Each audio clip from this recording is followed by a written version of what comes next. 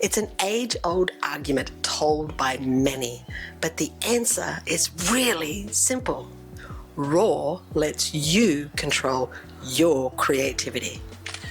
Hi, my name is Melissa and I am a professional photographer for over 15 years, and I am here to help the beginner photographer level up in their own photography. Okay, let's get into it. Why should you choose RAW over JPEG for your photo files? Because RAW gives you the control over your editing workflow. RAW keeps all the photo details, making it easier for you to fix the highlights, the brightness, the colors, and the shadows in your photos. Your photos in RAW looks cleaner and sharper.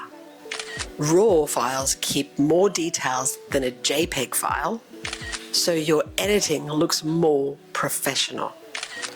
RAW lets you try out different things in your editing without damaging the original file that you first started with.